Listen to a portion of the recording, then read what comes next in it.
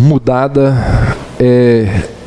Ele era um arminiano e, pelo que ele mesmo diz, ele passou a crer na fé reformada aqui em Campos, nas exposições que Russell Shedd uma vez fez em Romanos 8 e 9, durante uma semana. E essas exposições, elas aconteciam, sabe que horas? 5 horas da manhã. Você acha que a igreja ficava vazia? Lotada. Era a igreja Jeová Chamar, antiga igreja batista do Parque Corrientes, de manhã e de noite. Franklin diz que ali ele foi alcançado pela fé reformada. Franklin, ele tem atualmente abençoado muito o evangelho no Brasil, principalmente a fé reformada, e foi meu professor no seminário, já esteve aqui na casa dos meus pais algumas vezes. Ele escreveu esse livro que fala da idolatria do Estado, que é um perigo sobre o qual muitos têm sido seduzidos nos dias de hoje. E é sobre isso que eu quero. Fica aí a dica, a sugestão para você ler, para você se aprofundar no assunto. Como disse há poucos domingos atrás, o que a gente fala aqui é muito pouco perto daquilo que existe escrito sobre as coisas, sobre os temas que a gente aborda por aqui à noite. Dito isto, vamos abrir as nossas Bíblias lá em 2 Reis, capítulo 14.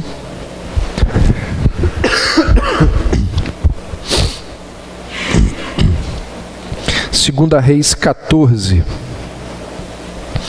Como eu disse, hoje é o nosso último encontro, a nossa última pregação, a nossa última mensagem nesta série de mensagens que temos pregado sobre idolatria. Semana que vem nós vamos começar a pregar sobre estresse. Você acha que é uma pessoa estressada? Então, semana que vem nós vamos falar de estresse e espiritualidade. Vamos ter algumas mensagens desta aí. Algumas semanas falando sobre esse assunto aí. 2 Reis, capítulo 14, verso 25, diz assim: Também este restituiu os termos de Israel, desde a entrada de Ramate até ao mar da planície, conforme a palavra do Senhor Deus de Israel, a qual falara pelo ministério de seu servo Jonas, filho do profeta Amitai, o qual era de Gat-Hefer. Esse Jonas mencionado nesse texto aí é o profeta cujo nome é o título, ou dá título a um dos livros da Bíblia. Isso significa que Jonas foi um profeta muito ativo durante o reino, ou durante o reinado de um camarada chamado Jeroboão II.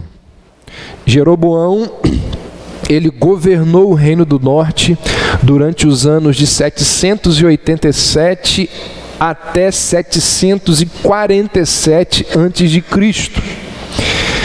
E diz a história que essa foi uma época dificílima para os profetas, porque este rei era alguém extremamente perverso.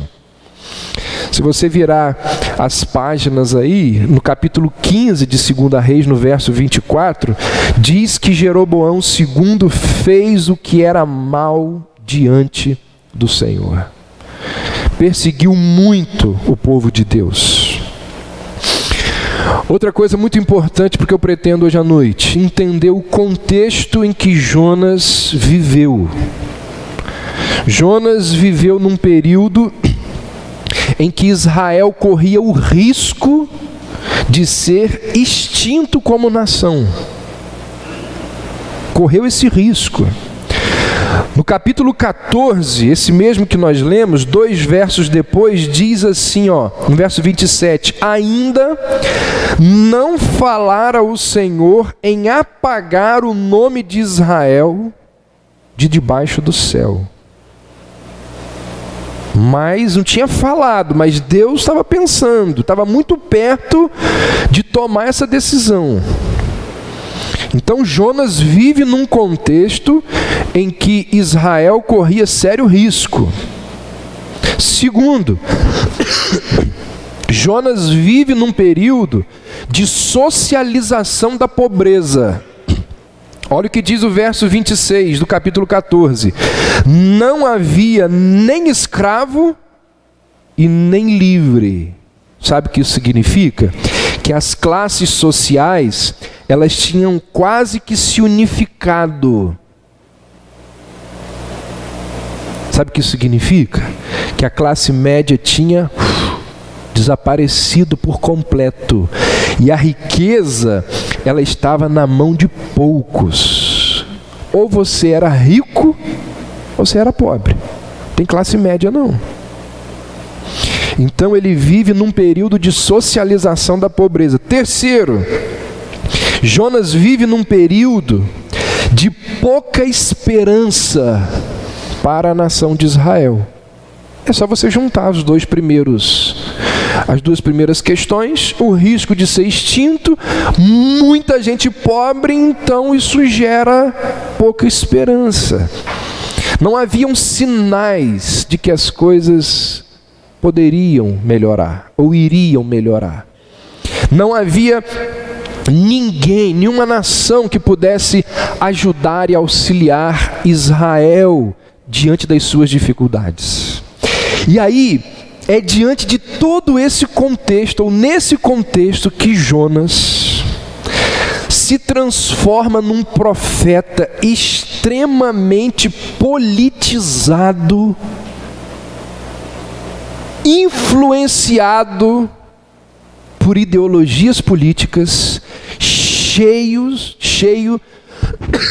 de ideologias. É esse o contexto no qual Jonas se transforma nesse homem. Muita gente lê o livro de Jonas ou olha para a história de Jonas apenas como uma grande lição para ser contada na escola bíblica dominical para as crianças. Se a gente fizesse uma enquete aqui e perguntasse qual é a história da Bíblia que você mais gostava quando era criança, muitos vão dizer assim, de Jonas. Por quê? Por causa do peixe que vai lá e engole aquele profeta. Qual criança que não gosta de ouvir essa história? No entanto, o relato bíblico acerca da vida desse profeta, ou de um período da vida desse profeta, nos mostra ou nos fala dos ídolos que guiam as nossas ações nos mais diversos níveis. O relato bíblico acerca de um período da vida desse profeta fala de como que os ídolos, eles têm a capacidade de nos afastar de Deus, mesmo quando nós acreditamos estar fazendo a vontade de Deus. E aí eu queria te convidar a abrir a sua Bíblia lá em Jonas, o livro do profeta Jonas. Vamos analisando aí alguns versos deste livro. Jonas capítulo 1. Jonas 1, versos 1 e 2, dizem assim: Veio a palavra do Senhor a Jonas, filho de Amitai, dizendo: Dispõe-te, vai à grande cidade de Nínive e clama contra ela, porque a sua malícia subiu até mim. Gente, lembrando do contexto de Jonas, essa tarefa aqui Jonas não queria fazer. Era uma tarefa para a qual o coração de Jonas não estava disposto. pedir a Jonas para ir lá em Nínive e pregar para eles, era mais ou menos o seguinte: chegar nos dias de hoje e pedir a um israelense para pregar para os árabes. Vai lá e prega a palavra de Deus para os árabes, para que eles se convertam e sejam abençoados por Deus. Ou então é como pedir para um protestante irlandês que tivesse misericórdia de um católico irlandês. É como pedir a um americano para levar a palavra de Deus até aqueles homens terríveis do Estado Islâmico. Vai lá, prega para eles para que eles mudem de vida. É como pedir a muitos povos do mundo para pregar para os americanos. Porque os povos, as nações se odeiam.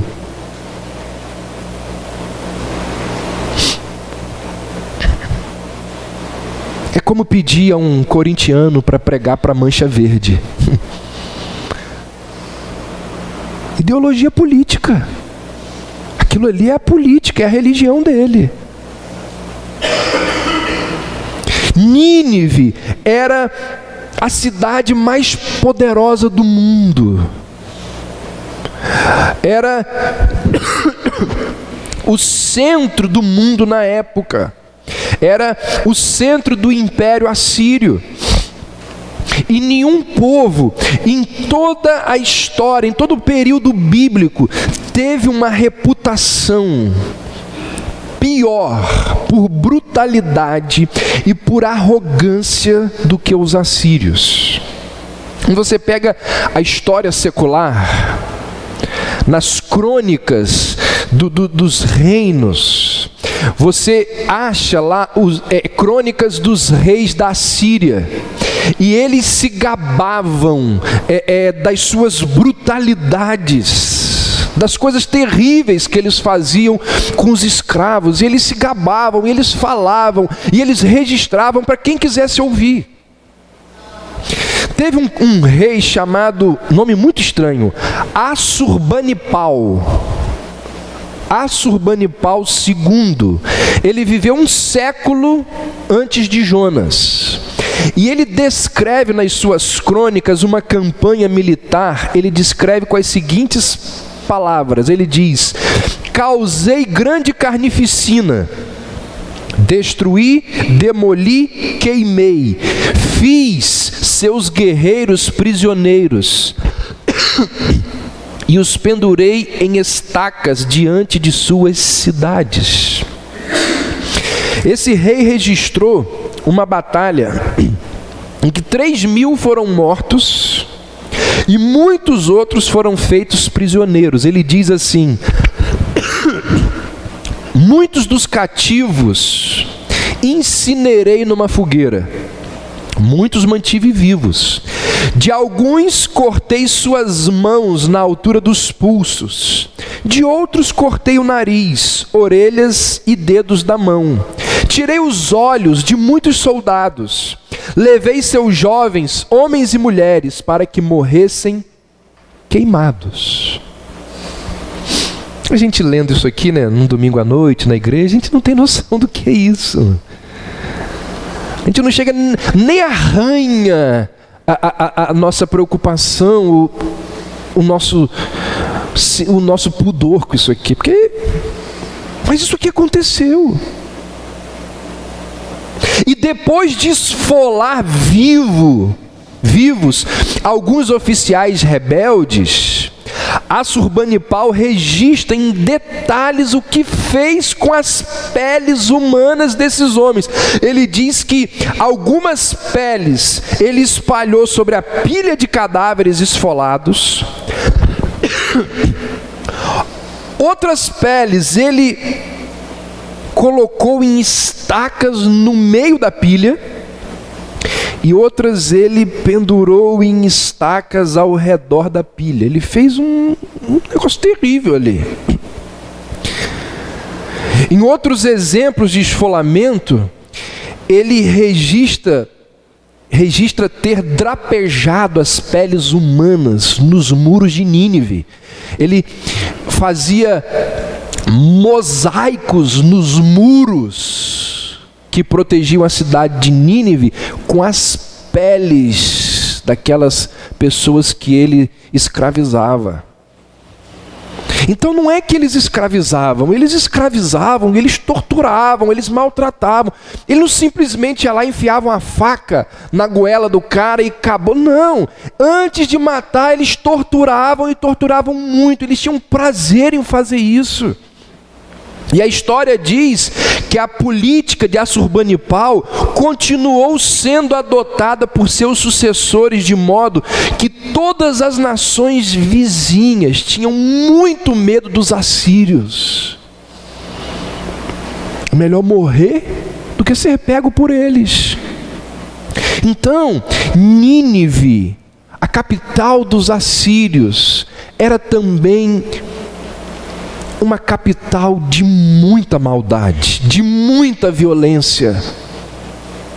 Nínive tinha não só violência, mas os mais diversos tipos de pecado, perversidade, sadismo, com aqueles a quem ele escravizava.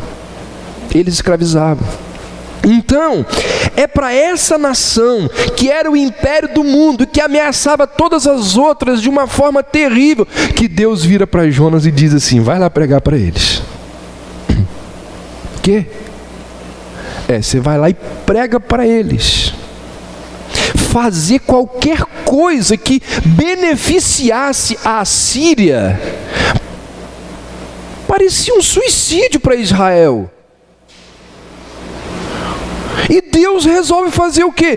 Deus resolve ser misericordioso com o maior inimigo do povo dele. Deus estava mandando um profeta judeu patriota para pregar e abençoar os carrascos do povo. É isso mesmo. Mateus, tá bom. Eu acho que não vai resolver não, mas valeu a tentativa.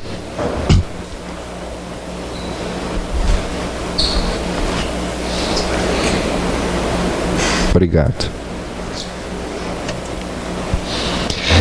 Vamos voltar aqui. Deus está pedindo a Jonas que fizesse algo absurdo na concepção dele, na ideologia dele, pregar para um povo rebelde, mau, sádico, perverso. Então, para Jonas, veio a palavra do Senhor a Jonas, filho de Amitai, dizendo: dispõe-te, vai à grande cidade de Nínive, clama contra ela. Para Jonas, essa era uma missão que confrontava profundamente o seu nacionalismo, a sua consciência ideológica. Eu quero que o israelense morra, pensa o palestino. Eu quero que o pessoal do Estado Islâmico morra, e morra muito mal. Pode pensar os americanos. Eu quero que o meu vizinho, aquele canalha, aquele homem terrível, aquele homem que faz, eu quero que ele morra. Eu pregar o evangelho para ele, tomar que ele morra, vá para o inferno.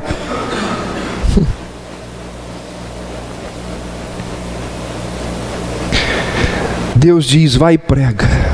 E Jonas faz o quê? Jonas prefere fugir da missão que Deus lhe deu a ter que sacrificar a sua consciência ideológica. Pegou? É aqui que começa a questão. Jonas prefere fugir da missão que Deus lhe deu a ter que sacrificar a consciência ideológica que ele tinha. Ele se dispõe, como diz o texto, ele se dispõe. Deus diz: dispõe-te. Ele se dispõe. No entanto, a sua disposição é para fugir. E não é para cumprir a missão que Deus lhe entregou. Olha o que diz o verso 3 aí. Jonas se dispôs, mas para fugir da presença do Senhor para Tarsis. E tendo descido a Jope, achou um navio que ia para Tarsis. Pagou, pois a sua passagem, embarcou nele para ir com eles para Tarsis, para longe da presença do Senhor. Então, para não ter que se engajar numa missão na qual ele não acreditava, ele vai para o fim do mundo. Ele vai para Tarsis. Tarsis fica no sul da Espanha. Você não consegue olhar o mapa europeu, né? Você não tem uma foto aí na sua mente do mapa europeu. Espanha, você aprendeu lá no ensino médio? Espanha e Portugal fazem parte da Península Ibérica, aquele cantinho lá do mapa europeu, ó. Jonas sai lá da Europa, lá no meio, ele vai lá para o final do mundo na época. O lugar mais longe possível naqueles dias. A viagem para lá durava no mínimo 1 ano. Era literalmente o fim da linha. Era como se alguém tentasse se esconder de Deus, sumindo para a Groenlândia. Vou lá para a Groenlândia, o lugar mais distante do mundo. E quando Jonas foge, ele pode ter racionalizado, e é bem provável que ele tenha pensado assim: eu pregar para os ninivitas, Deus pode usar outros. Existem outros profetas que não têm a consciência política que eu tenho. Sabe quem que era contemporâneo de Jonas? Amós e Oséias. Ele pode ter pensado assim: Deus pode mandar Amós, pode mandar Oséias ir lá. Amós e Oséias não têm a mesma consciência ideológica que eu tenho. Eles não pensam politicamente como eu penso. E na verdade eles vão pregar melhor do que eu. Eles vão ser mais usados do que eu se eles forem lá. Evangelizar Nínive não vai trazer conflito interior nenhum para eles, mas para mim vai. Então não há dúvida de que será muito mais fácil Deus levar Oséias, Deus levar Amós. Eu vou fugir, eu vou para o lugar mais longe possível. E os genuínos motivos de Jonas ao fugir, eles só são revelados lá no capítulo 4. Vira aí algumas páginas da sua Bíblia.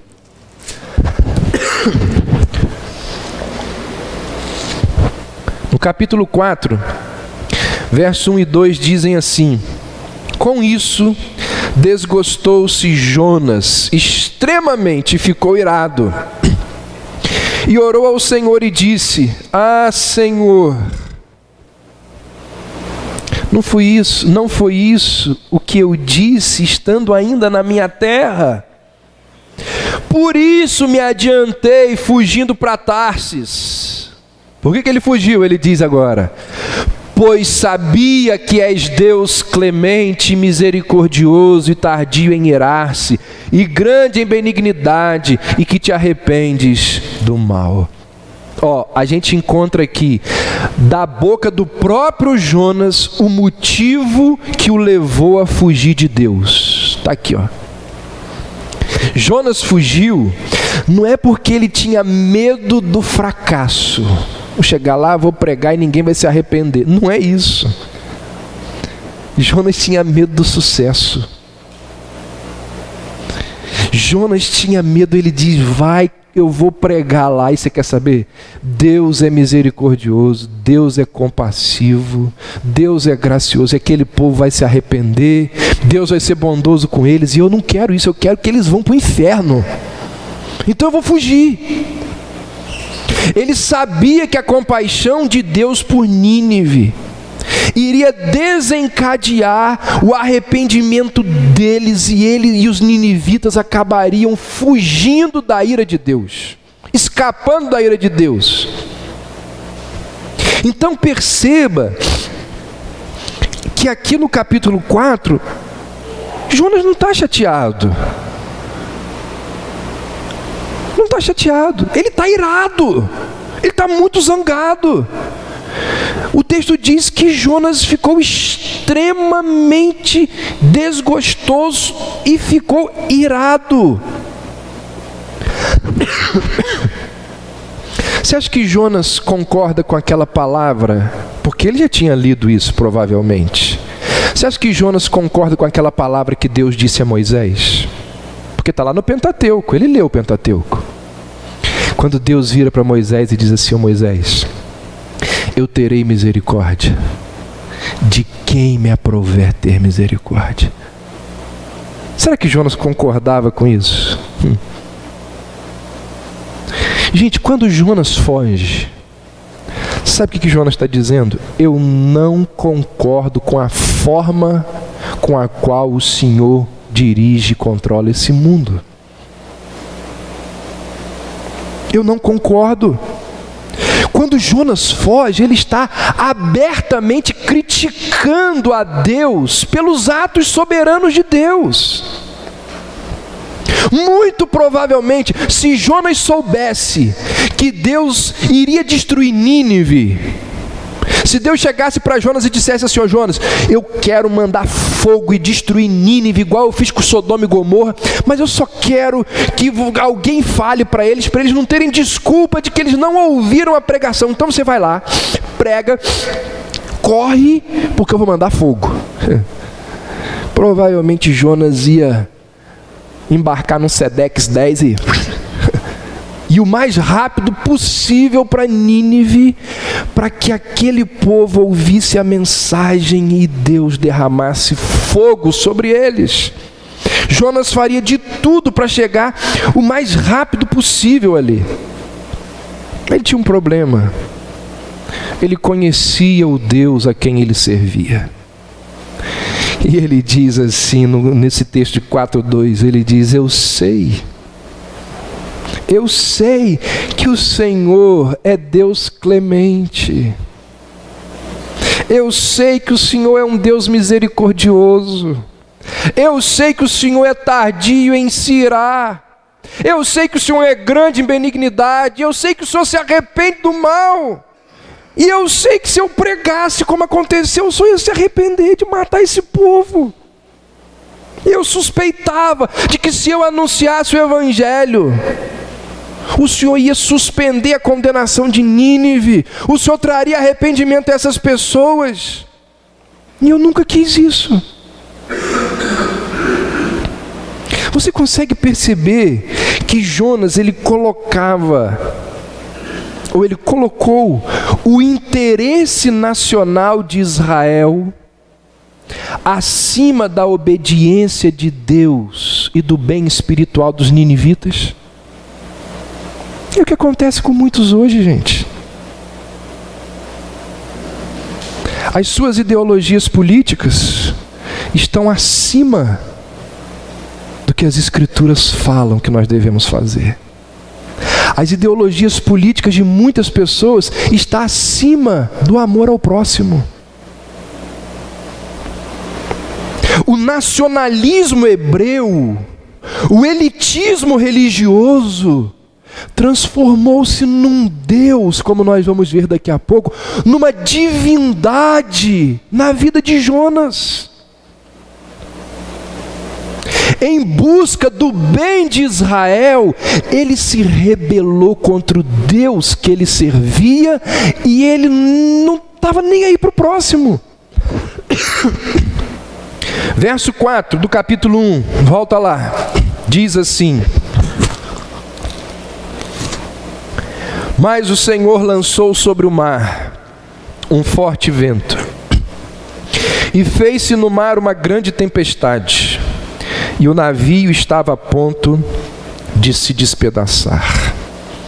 De repente, Os planos de Jonas são confrontados pelo pior oponente de todos. Sabe qual é o pior oponente de todos? O poder de Deus. O poder de Deus. Deixa eu te dar uma boa notícia. Se você é filho de Deus, filha de Deus, não existe nenhuma fuga de Deus que dura para sempre. Uma hora Deus vai te laçar. Seu filho, mundano, perverso, incrédulo, se é de Deus, vai voltar. Nenhuma fuga de Deus dura para sempre. E mais, não há ninguém mais sujeito ao azar na vida. Não há ninguém que esteja mais sujeito ao azar do que aquele que é filho e é servo de Deus e conscientemente abandona os caminhos de Deus. Vai dar tudo errado para ele, para o bem dele, porque Deus vai estar colocando ele no caminho. Ó, você saiu, vem para cá, ó. Mas o Senhor lançou um forte vento. Você está pensando que você vai para a Espanha? Você vai é nada, rapaz. Você pode voltar aqui. Verso 5. Então os marinheiros, cheios de medo, clamavam cada um ao seu Deus e lançavam ao mar a carga que estava no navio para o aliviarem do peso dela. Já imaginou o desespero desses homens aqui? Aquela tempestade em alto mar. Eu nunca presenciei uma dessas tempestades, espero nunca presenciar, mas deve ser uma coisa terrível. O pessoal que trabalha em plataforma deve imaginar, deve saber um pouquinho o que é uma tempestade em alto mar. E os caras ali desesperados começam a jogar a carga para fora para aliviar o peso do navio. E olha o que diz: cada um clamava ao seu Deus. Olha que ironia isso aqui, gente. Olha que ironia. Jonas tenta fugir de Deus e cai dentro de uma reunião de oração extremamente fervorosa. Ele tenta fugir de Deus e está lá todo mundo orando. Talvez em nenhum navio do mundo se tenha orado tanto quanto naquele navio que Jonas estava. Aí olha o que diz a continuação do verso 5. Jonas, porém, havia descido ao porão e se deitado e dormia profundamente. Que contraste, não é? Que contraste.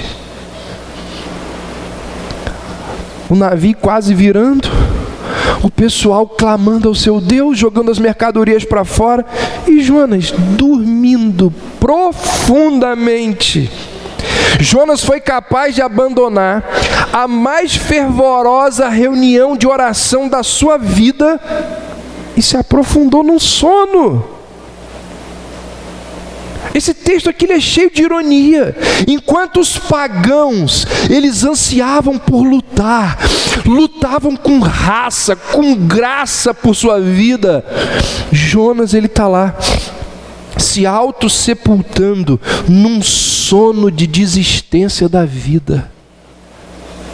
Olha o contraste, olha a ironia. Verso 6. Chegou-se a ele o mestre do navio e lhe disse: que se passa contigo? Agarrado no sono, levanta-te, invoca o teu Deus. Talvez assim esse Deus se lembre de nós, para que não pereçamos. O estado de alienação da vontade de Deus tornou Jonas menos humano, menos cristão do que os próprios pagãos. Eles lutavam pela vida, Jonas dormia. Eles invocavam cada um ao seu Deus. Jonas não tinha prece nenhuma nos seus lábios, totalmente silencioso, indiferente lá, ao que acontecia. Os pagãos do navio, eles foram muito mais sensíveis aos sinais dos tempos do que o profeta. Aqueles homens, eles não interpretaram aquela tempestade como um mero fenômeno natural. Eles disseram, por intuição, eles disseram assim: tem alguma coisa errada. Esse fenômeno aí não é natural. Provavelmente eram marinheiros experientes. Eles dizem, isso aí não é por acaso, tem alguma coisa por trás disso. Todo mundo começa a invocar o seu Deus aí. Quem que fez coisa errada contra o seu Deus, pede perdão, se arrepende. E o negócio não está mudando, a tempestade continua e eles falam, vamos lançar uma sorte aqui para ver quem é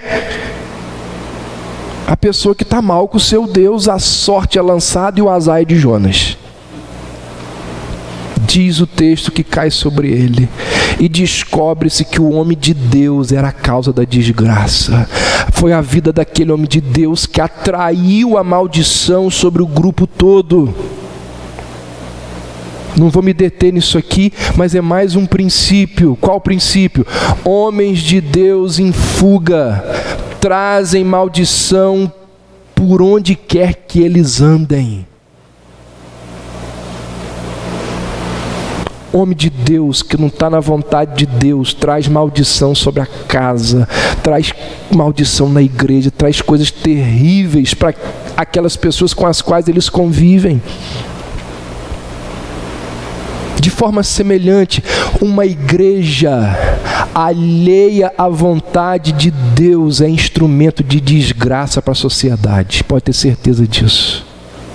Um grupo que se diz igreja, que se diz representante de Deus na terra, que não vive de forma cristã, ela é maldição e não é bênção para uma sociedade. Porque as pessoas olham para a igreja e dizem assim, isso aí que é ser crente? Isso aí que é viver o que a Bíblia diz, o evangelho bíblico, é isso aí. Então, homens de Deus, em fuga da vontade de Deus, trazem maldição por onde quer que andem. Uma igreja alheia à vontade de Deus é instrumento de desgraça para a sociedade.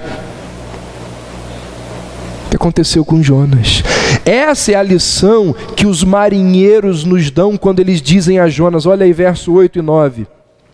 Declara-nos agora, por causa de quem nos sobreveio este mal? Que ocupação é a tua? De onde vens? Qual a sua terra? E de que povo és tu? Ele lhes respondeu, sou hebreu,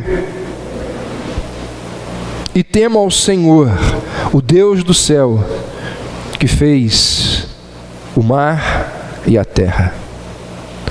Vocês conseguem reparar que Jonas respondeu apenas a última pergunta?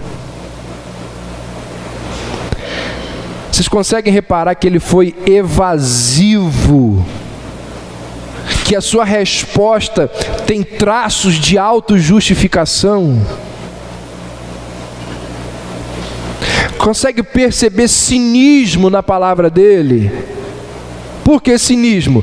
Porque ele confessa que ele serve a um Deus cósmico, mas como que alguém foge de um Deus cósmico? Ele tenta fugir de um Deus cósmico. Ele confessa temer ao Senhor, mas não dirige nenhuma prece a esse Senhor. Jonas é o exemplo daquela pessoa que constrói uma teologia para justificar as suas ações. Ele quer fazer coisa errada, aí ele começa a pegar uma porção de pedaços das escrituras, ele vai formando uma teologia do Frankenstein para justificar o que ele quer fazer. Não, mas aí pega lá os pedaços, a Bíblia diz isso, a Bíblia diz aquilo, vai juntando os pedaços para justificar aquilo. É Jonas. A fé de Jonas não o leva a ficar de joelhos. Deixa eu dizer uma coisa para você. Duvide da sua fé se ela não te coloca de joelhos. Se a sua fé não te leva a orar, duvide da fé que você afirma possuir.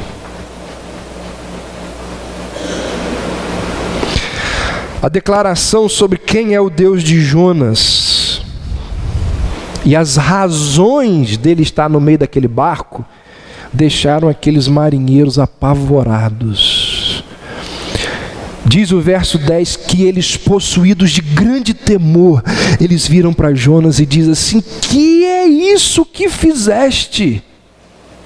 Pois sabiam os homens que fugia da presença do Senhor, porque ele o havia declarado. Gente, Jonas estava literalmente brincando com fogo e não sabia. Ou sabia, mas se negava a considerar as consequências. Os pagãos, eles temiam as suas divindades com mais reverência e dedicação do que Jonas ao Deus vivo. Os marinheiros, eles estavam dizendo a Jonas o seguinte: quem tem um Deus como o seu, tem todas as opções na vida, menos fugir. Menos fugir. Além do temor, esses marinheiros sabem que algo precisava ser feito, a fim de que aquela tempestade destruidora, que aquela calamidade fosse contida. Por isso, que olha aí o verso 11, eles viram para Jonas e perguntam o seguinte: que faremos para que o mar se acalme? Aí no verso 12, Jonas diz assim: levantai-me e lançai-me ao mar, e o mar se vos aquietará, porque eu sei que por minha causa vos sobreveio esta grande tempestade. O que Jonas faz aqui? Ele assume o fato de que a tragédia que se tornara de todos naquela embarcação era consequência direta da sua fuga de Deus. E gente, aqui Jonas está na nossa frente. Porque para muitos de nós, diferentemente de Jonas, a tragédia do mundo não tem nada a ver com a gente. A tragédia do mundo não tem nada a ver conosco. É preciso reconhecer que parte da culpa do mundo estar da maneira que está é nossa. Parte da responsabilidade pela tragédia do Brasil é culpa da igreja. De uma igreja morna, de uma igreja corrupta, de uma igreja hipócrita, de uma igreja que não faz diferença nenhuma na sociedade. Em muitas ocasiões nós temos sido uma igreja que, assim como Jonas,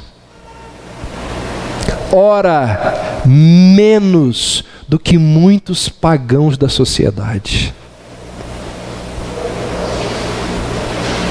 Eu fico impressionado, sabe com o quê? Tem igreja que tem reunião de oração todo dia. Todo dia. Todo dia tem reunião de oração. Nós temos uma vez por semana.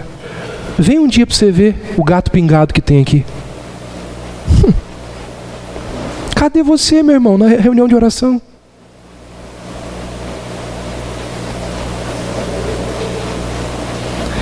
Para muitos de nós, diferentemente de Jonas, a tragédia do mundo parece não ter nada a ver conosco. Nós somos como, assim como Jonas, nós oramos menos do que muitos pagãos. Assim como Jonas, nós temos sido uma igreja menos sensível e humana diante do drama humano do que muitos idólatras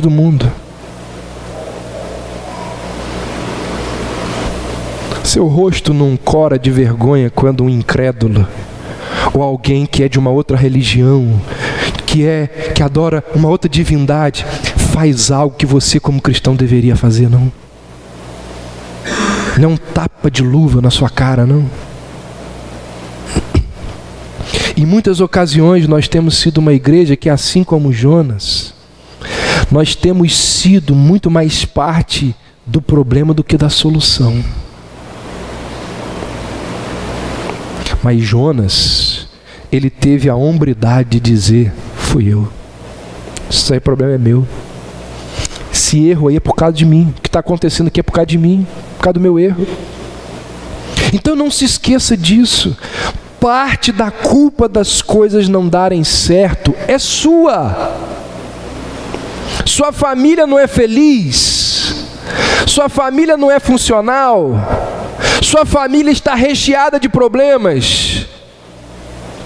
Pense assim: qual é a minha parte em todo esse processo? O que eu tenho contribuído para que a minha família esteja do jeito que está? Sua igreja não cresce? A igreja tem defeitos? A igreja não é da maneira que você acha que deveria ser? Você já se pergunta, você já fez essa pergunta? Como que a igreja seria se todos fossem iguais a mim? A gente já podia acabar com a EBD. EBD pode acabar, né? Como que a igreja seria se todos fossem iguais a você? Nesse caso, se todos fossem iguais a você, a igreja seria uma igreja feliz, comprometida, influente. Jonas, pelo menos, ele reconheceu que o problema era com ele. Ele viveu as suas crises ministeriais, as suas crises ideológicas, teológicas, com transparência, com verdade. E justamente em razão dessa transparência que nós podemos hoje analisar a vida dele com tanta objetividade. Porque Jonas, ele não escondeu o que ele pensou. Jonas não camuflou as revoluções travadas no mais profundo da sua alma. Por isso que alguns escritores vão dizer que Jonas é o Pedro do Velho Testamento. É aquele que abre o coração e fala do que realmente pensa. Dá um pulo aí para o verso 17, senão a gente não vai embora hoje, ó. Verso 17 do capítulo 1. Deparou o Senhor um grande peixe para que tragasse a Jonas. E esteve Jonas 3 dias e 3 noites no ventre do peixe. Capítulo 2, verso 1 e 2. Então Jonas do ventre do peixe orou ao Senhor, seu Deus, e disse: na minha angústia clamei ao Senhor, e Ele me respondeu. Do ventre do abismo gritei, e tu me ouviste a voz. Nesse ponto da narrativa, eu acho que Jonas, ele atinge o ápice da sua desgraça. A sua vida e o seu ministério pareciam definitivamente destruídos, liquidados. O cara está lá no submarino natural, no fundo do oceano, dentro do ventre do peixe, lá embaixo. Quem garante que ele vai voltar a viver? Está lá, no fundo, literalmente. Mas é nesse momento, ou é nesse ponto, que nós podemos lembrar daquela palavra de Paulo, lá em Romanos, quando ele diz que o dom e a vocação de Deus são irrevogáveis. Ou seja, Deus não desiste de Jonas. Embora o que parecia era que Jonas tivesse desistido de Deus. Jonas nos dá a impressão de ser o exemplo clássico de uma pessoa que só ora em dificuldade extrema. Tem muita gente assim. Ele não orou para decidir para onde ia. Ele não orou quando a tempestade veio. Ele não orou quando estavam todos os marinheiros orando. Ele não orou quando a verdade sobre a sua fuga se tornou pública. Ele não orou quando os marinheiros, ali num último rasgo de solidariedade humana, porque o texto diz isso, eles tentam chegar à terra remando para não ter que jogar Jonas no mar, sendo solidários a ele. Eles dizem: calma aí, antes de jogar você, vamos ver se a gente consegue chegar à terra remando. Jonas não ora. Ele não ora nem no primeiro dia e nem no segundo dia no ventre do peixe. Ficou 2 dias lá, Ico. Eu não vou para Nínive, não vou. Renitente até o último momento. Quando ele viu que não tinha mais jeito, ele ora. Lá no ventre do peixe, ele começa a recuperar a saúde da sua fé, o vigor da sua alma, naquele local inimaginável que muitos cientistas dizem que é a história da carochinha. Naquele lugar inimaginável, Jonas, ele restaura uma das mais fantásticas possibilidades da alma humana. Você sabe qual é uma das mais fantásticas possibilidades da alma humana? Sabe qual é? A possibilidade da angústia. Olha o que diz o texto que nós lemos, verso 2 do capítulo 2, ele diz assim: na minha angústia eu clamei ao Senhor. Muitas vezes nós não procuramos a Deus quando está tudo bem. Muitas vezes a gente não procura Deus quando as coisas começam a ficar complicadas. Muitas vezes a gente não procura Deus quando as coisas estão muito complicadas. Muitos só procuram a Deus quando a situação é angustiante, quase que irreversível. Quase que irreversível. Igual a de Jonas. Mas olha o que o texto diz. O texto diz que mesmo quando nós estamos em profunda angústia, Deus nos ouve. Deus nos ouve, mesmo na angústia. Na minha angústia, eu clamei ao Senhor. Sabe o que isso significa? No último momento, no último dia, no último suspiro, na última volta, Deus graciosamente nos ouve. É o ladrão na cruz, próximo da morte, e ele diz: dá para mim. Dá para mim. E Jesus diz: hoje você vai estar comigo no paraíso. Essa é uma das coisas mais extraordinárias da alma humana, a possibilidade da angústia. Na minha angústia eu clamei ao Senhor. Gente, isso aqui é extraordinário. Isso aqui é extraordinário. Está lá no fundo do poço. Mas a gente pode clamar ao Senhor. E quando ele clama ao Senhor, isso é sinal de que a alma dele ainda estava viva. Alguém disse que oração é a única e suficiente resposta da alma em crise ao Deus que busca restaurá-la. E na sua oração, ele diz o seguinte, olha o verso 9 do capítulo 2. Com voz de agradecimento, eu te oferecerei sacrifício. O que votei pagarei. Ao Senhor pertence a salvação. Jonas decide que se houvesse outra chance, essa chance não seria desperdiçada. Se o Senhor me der mais uma chance, só mais uma chance, eu vou me agarrar a ela.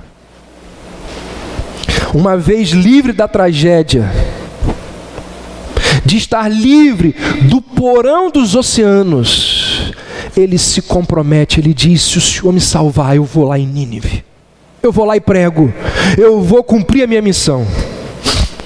E aí, muito importante, presta muita atenção, porque a gente vai falar daqui a pouco encerrando a mensagem.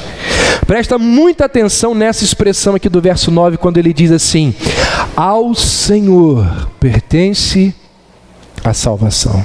Jonas era calvinista ou não era? Ao Senhor pertence a salvação.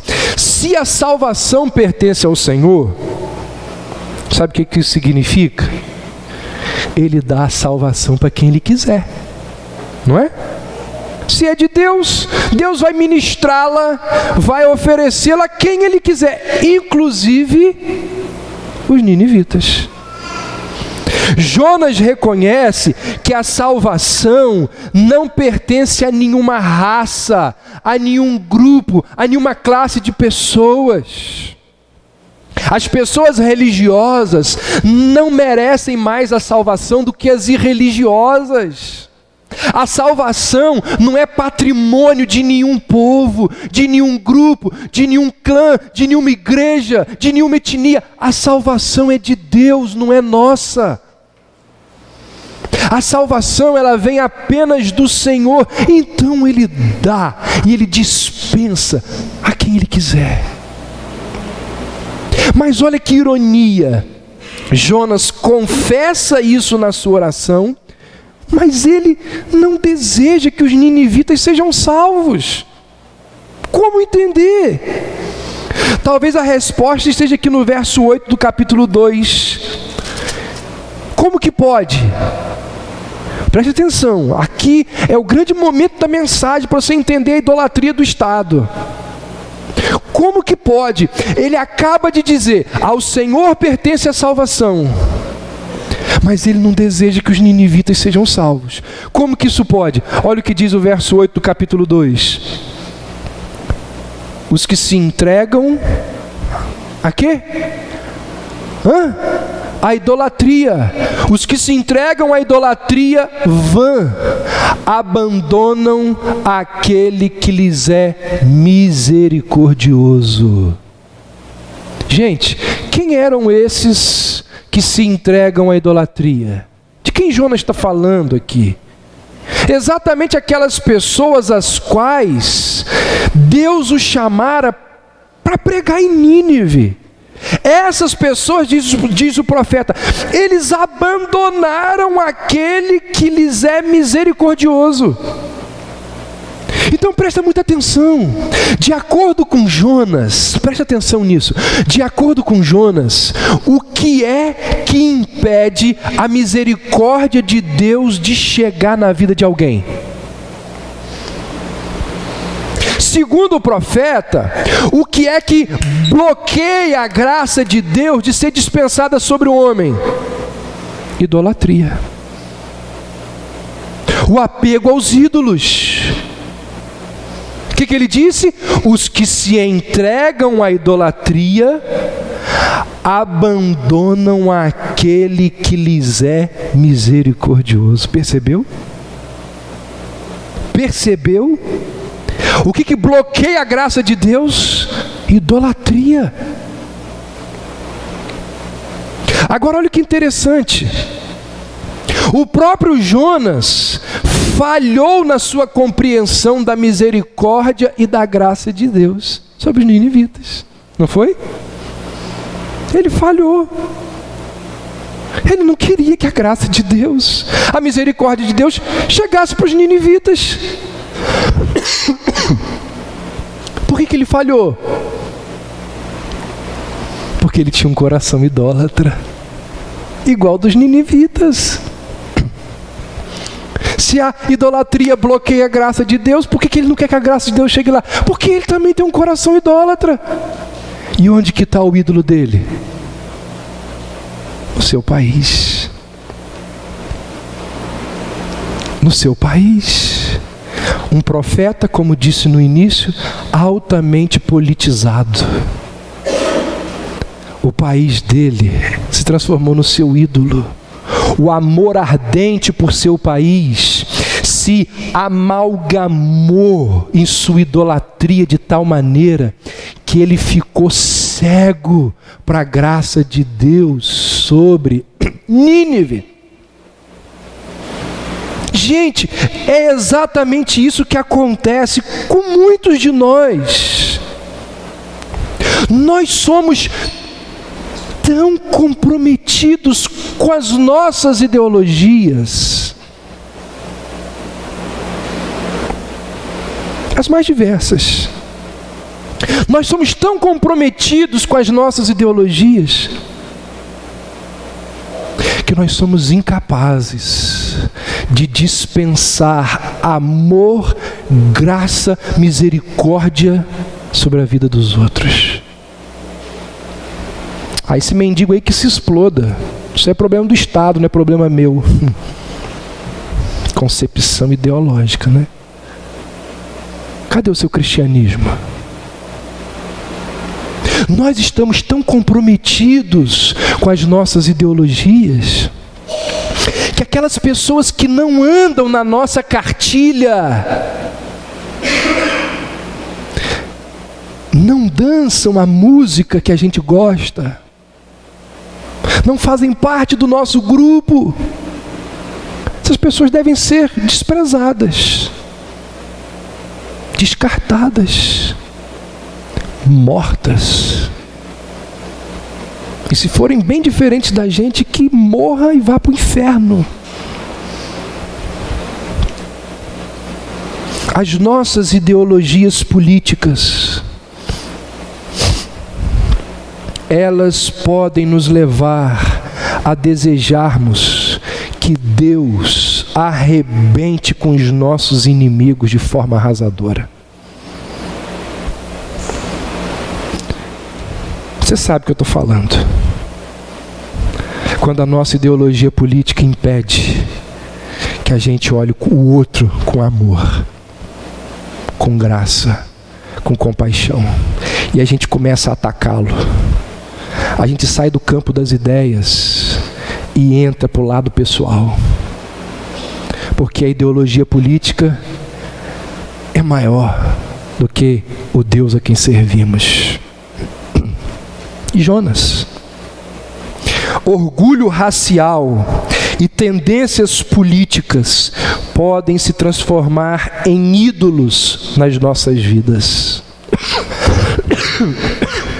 É o grande perigo. E o grande perigo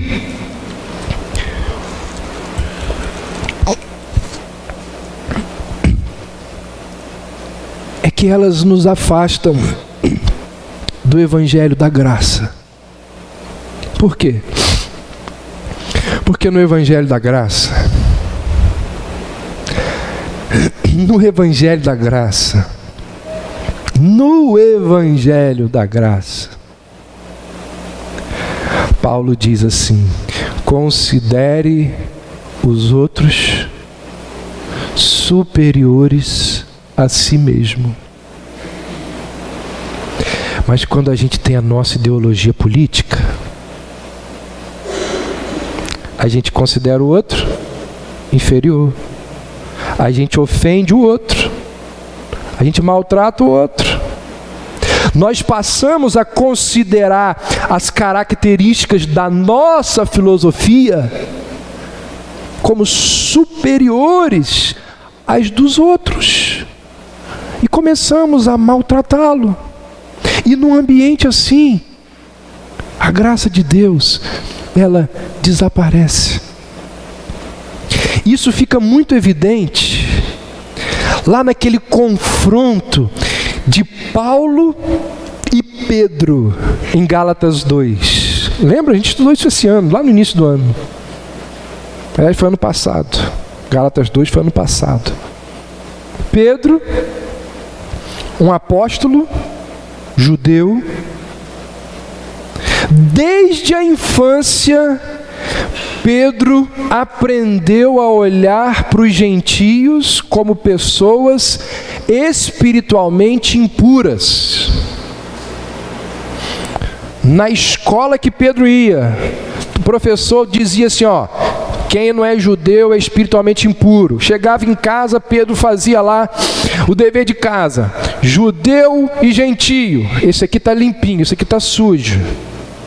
Educado a vida toda. Judeu é espiritualmente impuro. Quem é uma pessoa impura? Você não deve se relacionar com ela. Os fariseus, os mais extremos, se um gentio encostasse nele, só encostar, ele ia para casa, ele tomava banho de tudo que você possa imaginar, de todas as essências, ficava dias sem ter um convívio lá, porque ele estava impuro. Eram pessoas com as quais a gente não pode ter relação. Comer, então, comer, nas culturas antigas, vocês devem saber disso, quando a gente come com alguém, isso simboliza o quê? Aceitação, abertura. Até mesmo hoje, você não convida uma pessoa que você não conhece para ir na sua casa jantar. Você convida pessoas que são do seu convívio, ou que você está querendo conhecer. E aí diz o texto que Paulo chega lá na Galácia e observa um negócio estranho. Ele viu que o Pedro, que antes comia com os gentios, quando chega um pessoal de Jerusalém, Pedro para de comer com os gentios, começa a dar uns perdidos. Na hora de comer, Pedro, fugia. Daqui a 5 minutos vai ser o almoço. Pedro, preciso dar um pulinho ali na pilinca, vou sair rapidinho e já volto. Paulo percebeu isso. E Paulo chamou Pedro e disse assim, Pedro, essa sua atitude é racismo. Você está agindo de uma forma racista. Gálatas 2:4, Paulo diz assim, você não está andando de acordo com a regra do Evangelho. Sabe o que Paulo estava dizendo? Que o preconceito racial era a negação do princípio da salvação pela graça. Paulo argumenta com Pedro o seguinte, Pedro, se todos somos salvos somente pela graça, por que você está se sentindo superior aos outros? Pedro, como você pode continuar sendo racial e nacionalmente exclusivista depois do Evangelho da Graça? Pedro, usa na prática o Evangelho que está dentro do seu coração. Está vendo como que isso é sutil? A idolatria do Estado fez com que Jonas desejasse que uma nação inteira perecesse no inferno, desobedecesse ao Deus que ele alegava servir e amar, e transformou um apóstolo num exclusivista. Caminhando para o fim, lições práticas aí para as nossas vidas. Primeiro, o excesso de ideologia prejudicou o ministério de Jonas. O chamado de Deus para que ele pregasse aos ninivitas foi interpretado por ele como traição ao seu povo oprimido. Ou seja, a sua ideologia não lhe permitia ver que o seu povo era tão ímpio quanto os ninivitas.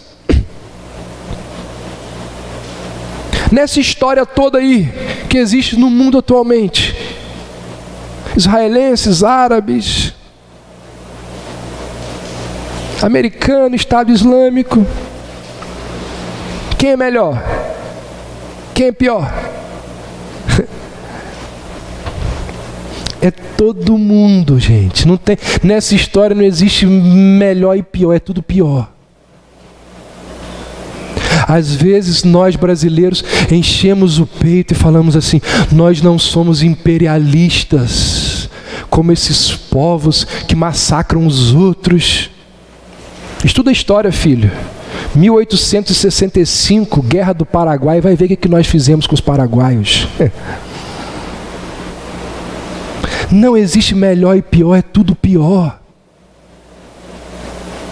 Jonas nos lembra que quando fazemos o casamento da teologia com as nossas ideologias, o pecado já não é tão atacado como antes. A gente começa a racionalizar.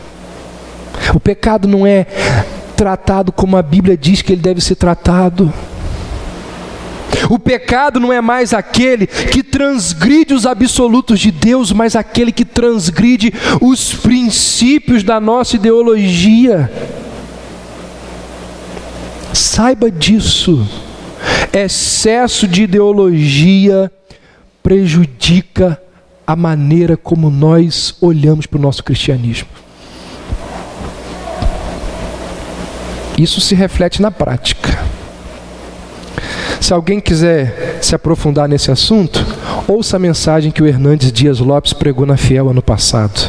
Você vai ver como que ele diz que as ideologias, elas vão entrando dentro da igreja e destruindo os princípios bíblicos das mais diversas maneiras dentro da igreja. Segundo, o excesso de ideologia levou Jonas a ler as Escrituras de acordo com os seus pressupostos. Ou seja, a hermenêutica que ele fazia do texto era condicionada pelas suas ideologias. Tem lá a expressão que Deus diz assim: Jonas, vai lá em Nínive e proclama contra ela. Essa expressão proclama contra ela foi interpretada por Jonas como se não houvesse nenhuma chance de metanoia, de possibilidade de arrependimento. Quando Jonas diz assim, é para eu proclamar contra ela, mas que seja apenas para proclamar, porque quando você vê o que Jonas fala, Jonas só fala assim: daqui a tanto tempo Nínive vai ser destruída. Jonas não abre margem, Jonas não fala de perdão, Jonas não fala de arrependimento, ele só dá a sentença de morte.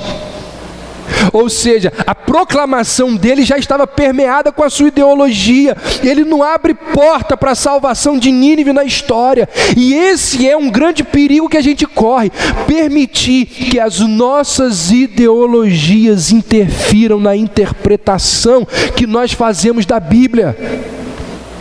Isso é terrível, gente. Isso é terrível. Procura no YouTube, Escola Charles Spurgeon. Pastor Heber Carlos Campos Júnior, ele dá 10 aulas sobre cosmovisão cristã. E ele fala como que a nossa cosmovisão interfere de forma prejudicial na leitura que nós fazemos da Bíblia. É impressionante. É impressionante o que ele diz ali.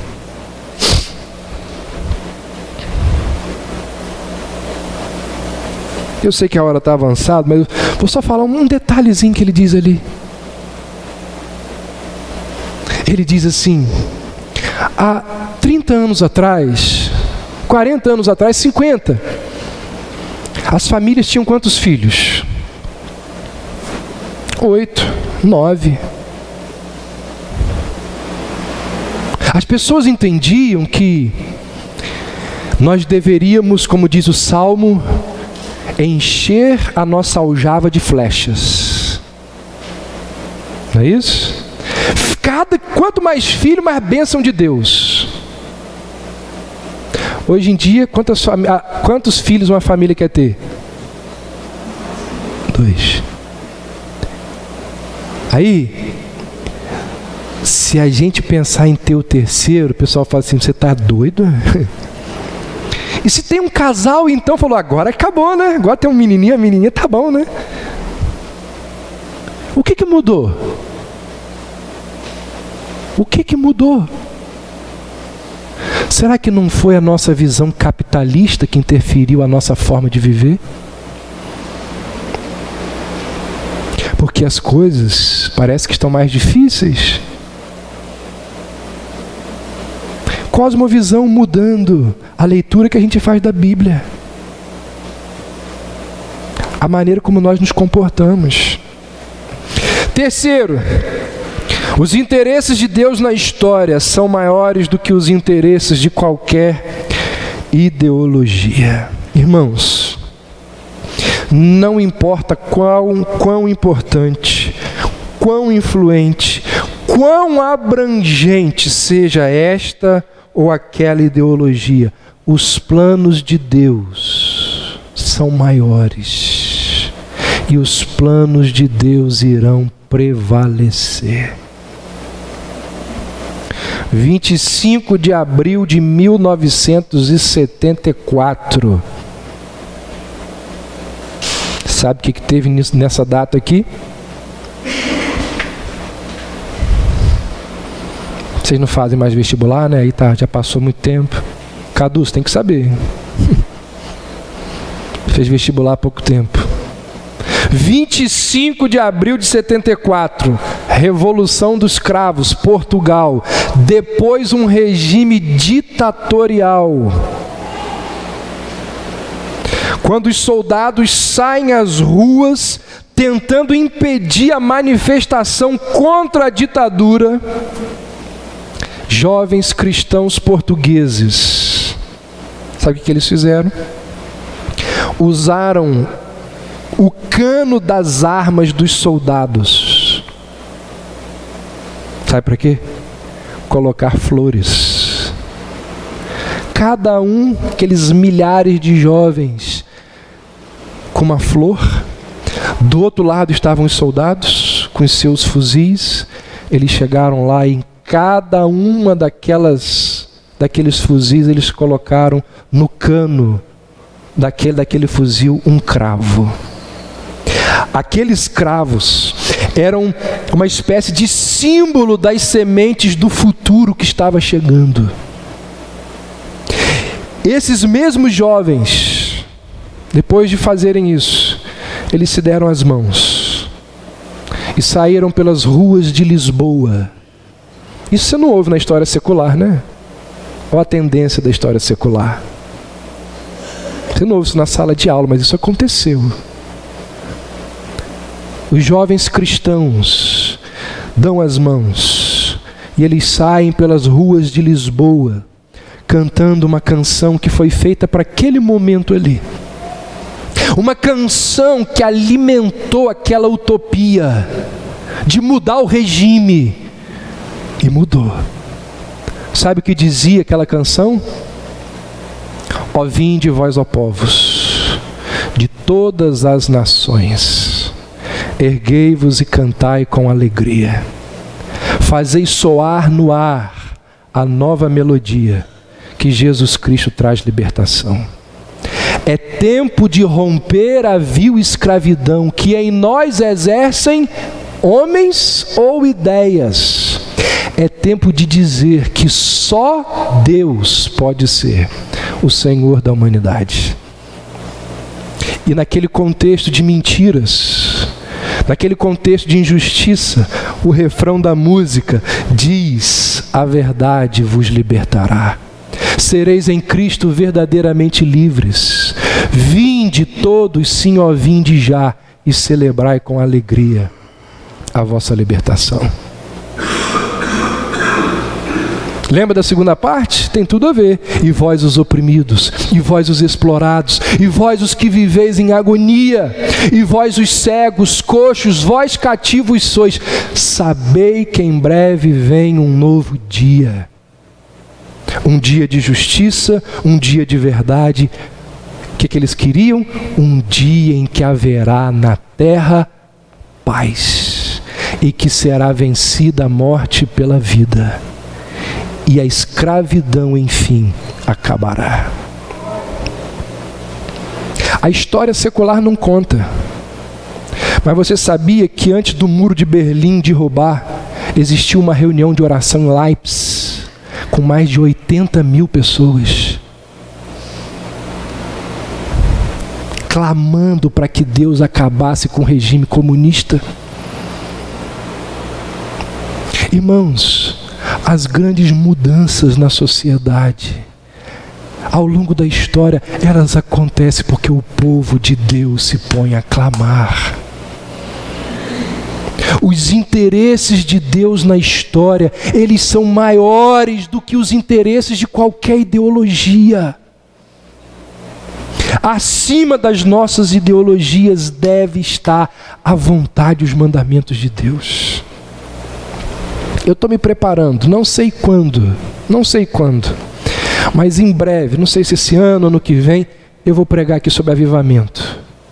E vocês vão ver. As mudanças nas sociedades, elas aconteceram por causa de visitação especial de Deus sobre a igreja que muda a sociedade. Como que termina o livro de Jonas? Para a gente terminar a mensagem. Olha o que dizem aí os versos 10 e 11. Capítulo 4. Tornou o Senhor: tens compaixão da planta que não custou trabalho, a qual não fizeste crescer, que numa noite nasceu e numa noite pereceu? Vocês lembram dessa história, né? Jonas, quem não conhece? Jonas foi lá em Nínive, pregou uma mensagem de 10 segundos e aí sai. E ele vai lá para fora da cidade, debaixo de uma árvore que nasce, uma coisa miraculosa, né? Nasce, cresce e morre de um dia para o outro. Nasceu, e aí Jonas ficou ali embaixo da árvore, aguardando o fogo cair do céu. O fogo não caiu do céu, mas a árvore morreu, e ele ficou zangado porque a árvore morreu. E aí então ele diz: tens compaixão da planta que não te custou trabalho, a qual não fizeste crescer, que numa noite nasceu e numa noite pereceu. E não hei de eu ter compaixão da grande cidade de Nínive, em que há mais de 120 mil pessoas, que não sabem discernir entre a mão direita e a mão esquerda, e também muitos animais. Acabou. Acabou assim. Olha como que o livro acabou. Semana passada eu botei o último episódio de Game of Thrones para gravar na Sky. A gravação acabou faltando uns 10 minutos. Eu fiquei assim, ó. Não acredito. Como é que eu faço agora? E agora? Igual Jonas, o livro acabou. Mas como assim acabou? De que forma que acaba o livro? E o desfecho? A gente fica esperando um desfecho. Ô Jonas, como que você acaba um livro assim, Jonas? A gente fica esperando uma resposta do que aconteceu, mas a resposta não vem. Não vem, porque o livro acaba. Mas como pode o livro acabar sem ter um desfecho, pastor? Mas o livro tem um desfecho. Espetacular, por sinal. O desfecho desse livro é espetacular. Você não precisa ficar com dúvida, imaginando se Jonas se arrependeu ou se ele não se arrependeu da sua idolatria do Estado. Vocês podem ter certeza, podem ter convicção de que Jonas mudou a sua conduta, de que Jonas destruiu a sua idolatria pelo Estado. Você pode ter certeza que Jonas venceu o seu ídolo ideológico. Pastor, o texto não diz isso. Diz sim. Não diz. O livro acaba aqui, ó. Só se na sua Bíblia tem mais versículo que a minha. Acaba aqui. E diz sim. Por que diz? Porque como que nós saberíamos de toda essa história, desde o capítulo 1 até agora, como que nós saberíamos de toda essa história, a menos que Jonas tivesse contado essa história para alguém? Ou que ele tivesse redigido esse livro? E Quem é que contaria uma história em que ele é visto como um tolo, como um imbecil, como um mau caráter, em quase toda a página do livro? Gente, se Jonas não tivesse se arrependido, se Jonas não tivesse sacrificado o seu ídolo, você acha que ele passaria essa história à frente? Óbvio que não. Só conta uma história como essa alguém que foi atingido bem no centro da sua existência pela graça de Deus. Pastor, então por que a gente não tem a resposta final no livro? Por que Jonas não diz assim: então eu me arrependi da minha idolatria, eu fiquei feliz que os ninivitas se arrependeram? Por que não tem esse desfecho? Sabe por quê? E essa aqui tem que dar o crédito. Essa é de Tim Keller. Tim Keller, ele diz assim: não tem um fim aqui, porque é como se Deus apontasse uma flecha amorosa de repreensão para o coração de Jonas.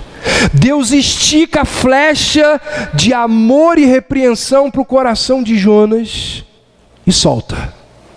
E a flecha vai até o coração de Jonas. E quando ela vai bater, Jonas desaparece. E quem aparece no lugar de Jonas? Eu e você. Por isso que o livro termina assim. Quem aparece no lugar de Jonas é o meu coração e o seu coração. Quando Jonas sai de cena, quando ele desaparece, nós é que ficamos no caminho da flecha. Então, a pergunta aqui, ela vem diretamente a mim e a você, porque nós somos iguaizinhos a Jonas. Nós somos tão escravizados por nossos ídolos que nós não nos preocupamos com pessoas que são diferentes de nós. Nós somos tão escravizados por nossos ídolos que nós desprezamos, ignoramos e zombamos daqueles que têm uma ideologia diferente da nossa. Nós somos tão escravizados por nossos ídolos que nós não estamos nem aí para aqueles que não são da nossa família, da nossa igreja, do nosso partido político. Será que nós estamos dispostos a mudar como Jonas mudou? Esse é o desfecho do livro. É assim que o livro termina. Estamos dispostos a mudar as nossas ideologias como Jonas mudou por causa do amor ao Senhor? Se nós estivermos dispostos a nos arrepender e a mudar de vida,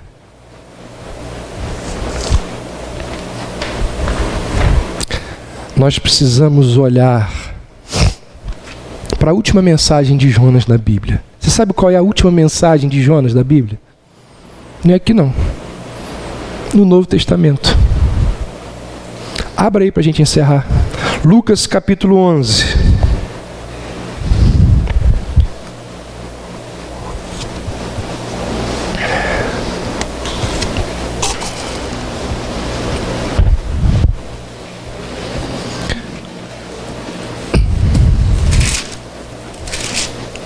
Lucas 11, verso 29.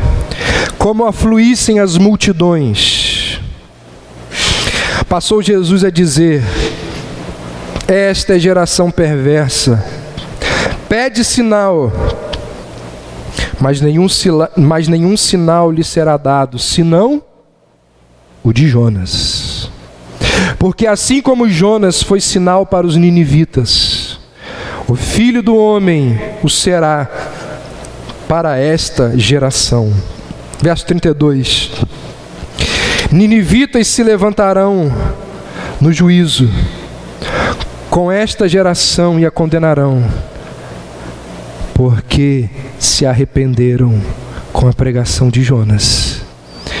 E eis aqui está quem é maior do que Jonas. Se nós estivermos dispostos a mudar, nós precisamos olhar não para o que Jonas fez, seu arrependimento. A gente precisa olhar para alguém que está acima de Jonas. Jesus está dizendo assim: assim como aquele pessoal lá de Nínive se arrependeu com a pregação de Jonas, olhem para mim e se arrependam dos seus ídolos e destruam os seus ídolos, porque eu sou maior que Jonas. Então, se nós estivermos dispostos a mudar, nós precisamos olhar para Jesus, para a sua morte, para a sua ressurreição, para a sua ascensão. Sabe por quê? Porque o grande destruidor de ídolos é Jesus Cristo. Quem destrói ídolos do nosso coração é Jesus. Que Deus nos abençoe. Que essas mensagens sirvam, tenham servido de estímulo para que nós venhamos a destruir os ídolos que existem nos nossos corações. Amém.